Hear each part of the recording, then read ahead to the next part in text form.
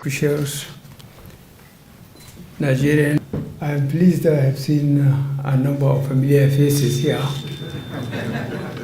that I haven't seen for ages ago because I am under lock and key. It is my great pleasure for me to join you today as the inaugural session of the Nigerian International Partnership Forum.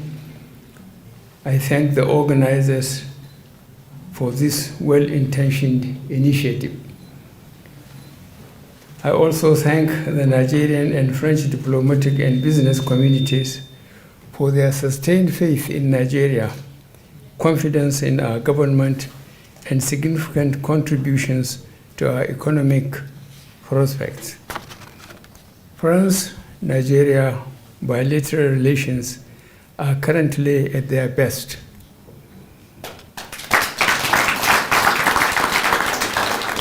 Our administration has capitalized on the strong political and economic ties between both countries to deepen trade relations, retaining Nigeria as France's biggest trading partner in sub-Saharan Africa.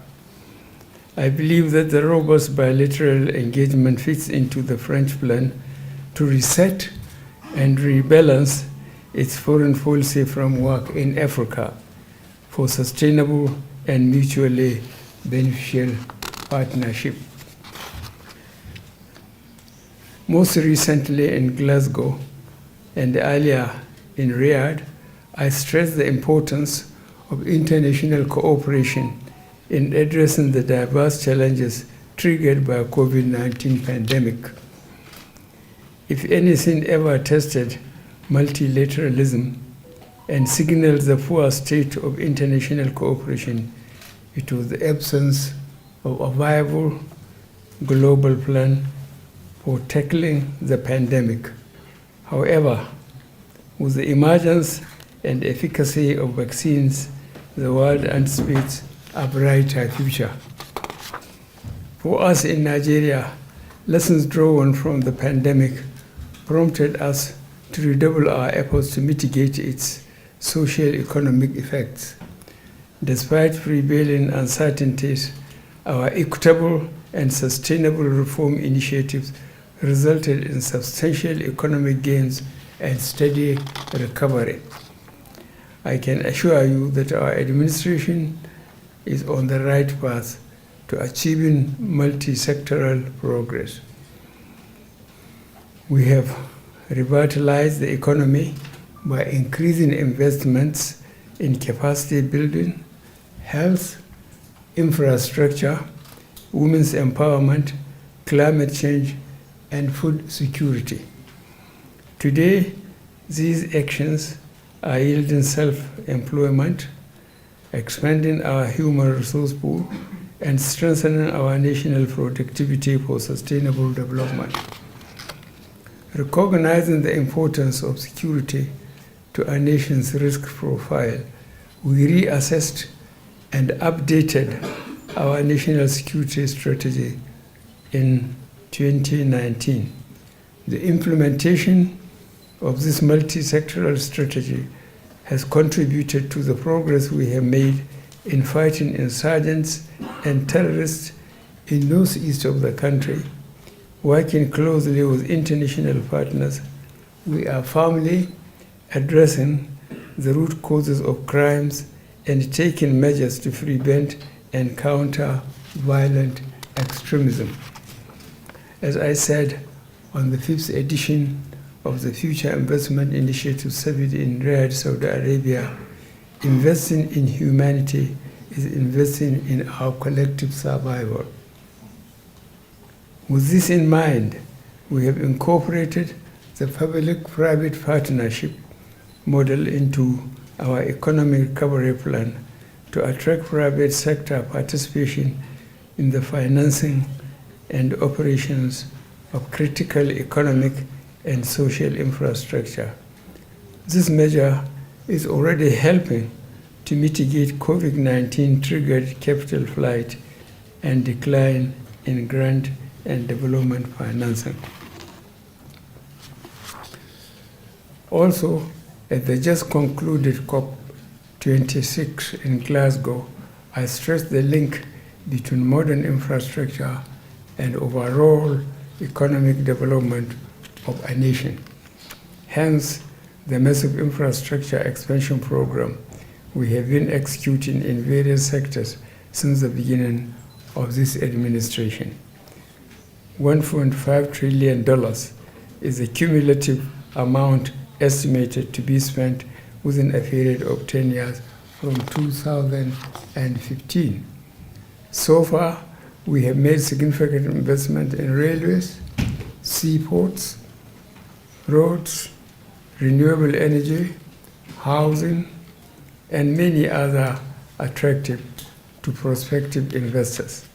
Institutions such as the Nigerian Sovereign Investment Authority and the recently created Infrastructure Corporation of Nigeria run as independent and world-class institutions to support and facilitate investment in the country.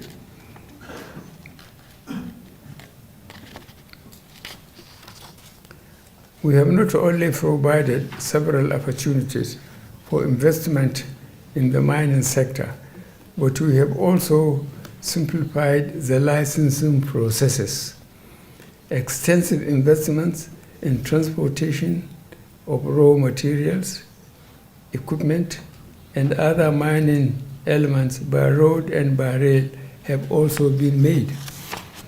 To keep the progress in the digital economy, the fastest growing sector in Nigeria in both 2020 and 2021 on track, we recently approved the national policy on fifth generation network. Our ultimate goal is to leverage ICT platforms to spur further investments and create jobs while diversifying support to other emerging sectors.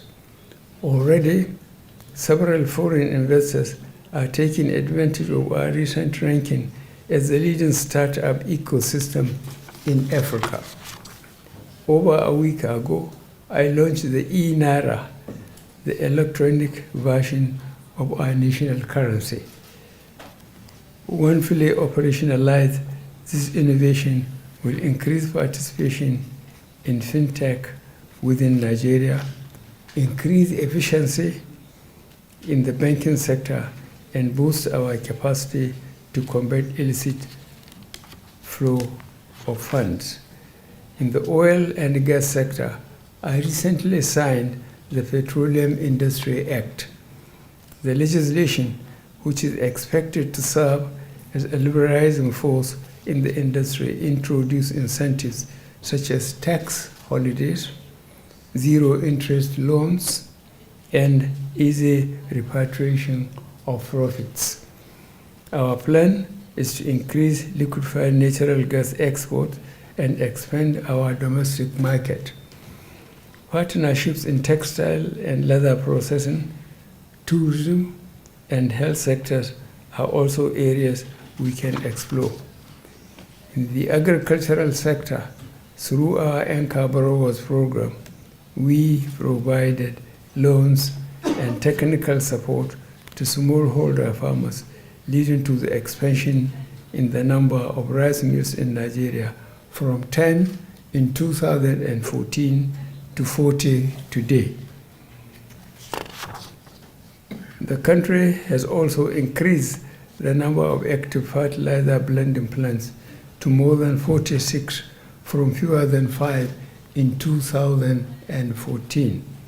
Similarly, we have set aside several million hectares of available arable land for agriculture and have embarked on the creation of subshell agriculture processing zone across the country. I am proud to reiterate our resolve to reduce and ultimately eliminate obstacles to access and retention of foreign direct investment. Our investment-friendly policies are backed by the rule of law, practical security policies, and a resilient population. Let me finally stress that Nigeria is open for partnership and cooperation. I invite the French businesses community to take advantage of the vast investment opportunities in Africa's largest economy. As our development partners, rest assured that we will stand together with you throughout our partnership journey to guarantee our mutual interest. Once again, I sincerely appreciate the time taken by our friends and partners to be here today and the confidence reposed in Nigeria as the gateway for investments in Africa. I wish both sides of the partnership very fruitful engagements. Thank you very much.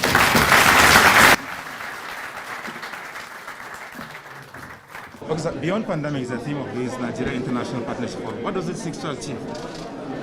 It seeks to bring a special spotlight on Nigeria in France and in Europe on matters of security. Where are we today? What is the climate of investment? How are we promoting trade? What are these policies the government is promoting on the ease of doing business? How are we going to attract investment? How are we going to close the infrastructure gap? So this is essentially a very high level get together. French government officials are there, the private sector, leaders of government here and in Nigeria and France. And so therefore the idea is, as we said, post-COVID, what are the opportunities and how can we promote investment in our country, and how do we clear the cobweb of misunderstanding, especially of matters of security. We have done so much and so well, averting these dangers. People need to be reassured that the climate itself is good enough for investors to come. Some may wonder, why France? Because, two things. One is that Nigeria is conscious of the fact we ourselves are surrounded by French-speaking countries, and France is the metropolitan headquarter of French-speaking Africa. So whatever you do in France, it cascades down to the countries in our own neighborhood. Some influence being generated from here over, and above all, there is a sense that Nigeria is misunderstood in France and in much of Europe. We have dealt mostly with United Kingdom, United States of America, but we seem to have a problem here, and we need to bring a public understanding of who we are as a country, what is the actual situation of things in our own country, so that people with money, industries, they will feel reassured. Those who are already in the country will continue to remain there and intensify there. And those who are looking in from outside will have the confidence to now bring in investment and grow our economy and development and create jobs for our people. What do you expect from France? What actually in areas of security and investment? We are already working together, but we need to do more, because the problems of security are not just about Nigeria. They affect all of the countries around the Lake Chad Basin, for instance, or the maritime security in the Delta area. And we are being neighbored. We are closeted by French-speaking countries. So we need to come close to them, and whatever dividing walls that are between ourselves and them, those walls need to be dissolved. And that's what we're doing. Do you expect more stronger economic ties? Oh, absolutely. Given that we have French companies already. Absolutely. Now, this is the leading investment destination. Nigeria is the leading investment destination for France in the sub-Saharan Africa. We want to maintain that lead, and we want to increase their participation in our economy, because we know what that means for our own population, our young population aspiring for jobs and prosperity. So that's where we're going. Thank you very much. Many may wonder why not just the government is interested in this Nigeria International Partnership Forum. Well, first of all, we're very much interested, and we came on the invitation of the Minister of Foreign Affairs. The program just started not too long ago, but the whole program is designed to discuss how security issues affect investments, how security issues, different types of criminal activities slow down progress, developmental progress in Nigeria, cybercrime, bandits, and what have you. And I think having listened to the speakers, I can say there is hope, especially when it comes to using technology to address our security challenges. I have already seen signs, because we have already started engaging the Minister of Communication towards some initiatives that we have used in recent times to curtail some of these bandits' activities. And it appears that the activities of bandits is not just in Nigeria, it's in most parts of Africa, especially West Africa. So engaging most of the speakers here, having listened to their efforts, I think there is hope. It also shows that everyone is concerned. And I believe with efforts of the federal government, very soon, most of these challenges will be addressed. So what will be your major takeaways from here? Well, my major takeaways from here, first of all, I will leave here with a peaceful mind. Actually, in the past, I thought we were left alone. But what I have heard and seen today, it appears that there is a great attention in what is happening. And if once we're able to acknowledge that there is a problem, then a solution is coming soon. Thanks for checking out Symphony on YouTube. Please be sure to subscribe and like our videos for updates.